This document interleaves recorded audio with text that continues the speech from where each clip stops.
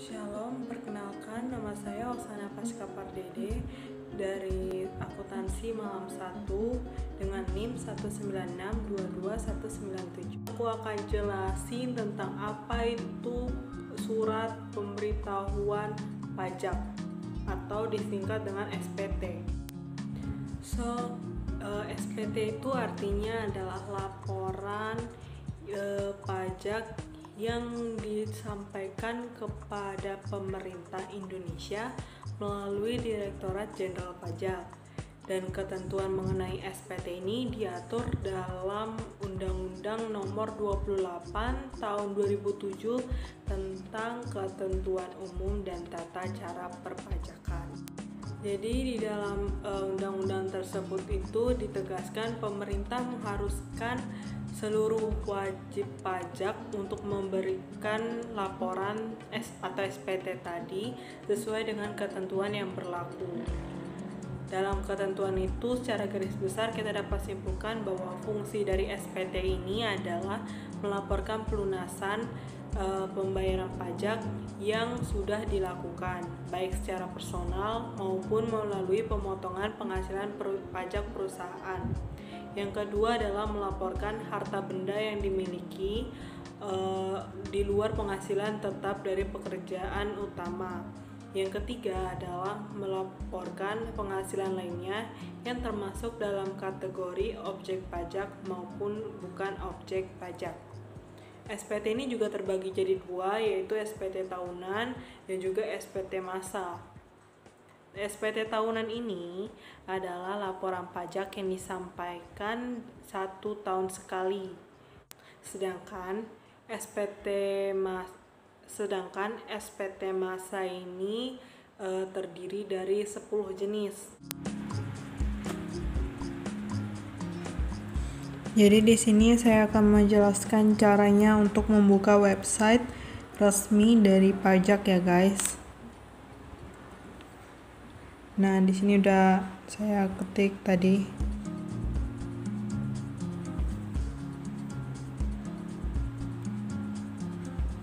Ini dia tampilan beranda dari pajak website pajak resmi dari Indonesia.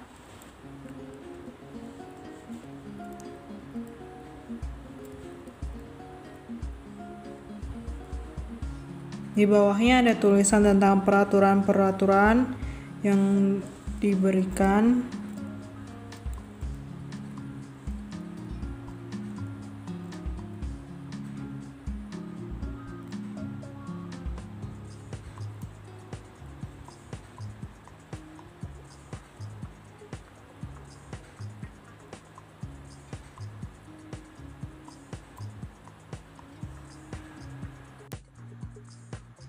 Jadi kita buka di sini ada tulisan badan. Baiklah, di sini ada pelaporan SPT tahunan pajak penghasilan. Yang kedua ada pelaporan SPT pajak penghasilan. Yang ketiga SPT masa pajak pertambahan nilai. Ada batas waktu lapor dan juga saluran penyampaian. Jadi kita coba pencet yang ini, tahunan pajak penghasilan.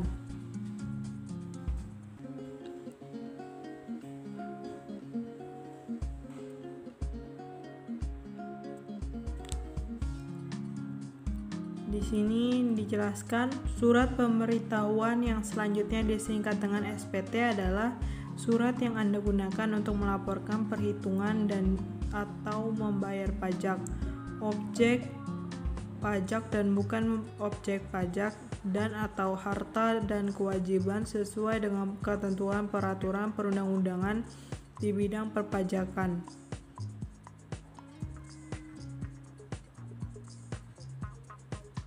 Di sini ada ketentuan dalam pengisian SPT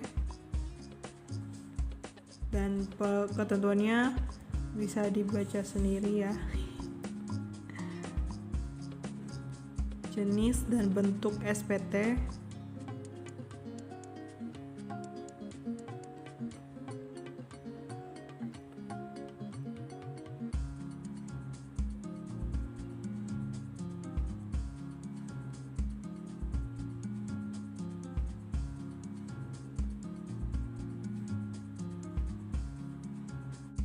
Jadi setelah aku cari-cari di mana formulirnya, akhirnya aku ketemu juga di mana, dan ini dia. Jadi ini surat formulirnya.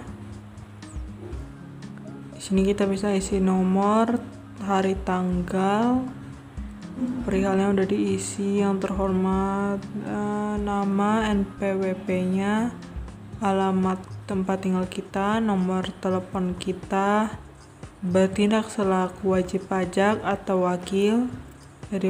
Kalau wakil berarti dari wajib pajak siapa, diberikan nama dan NPWP-nya juga dengan alamatnya, memberitahukan untuk menyampaikan SPT tahunan PPh tahun 2019 yang menggunakan lampiran yang disederhanakan. Oke, kita lanjut bawah. Oke, tuh itu dia.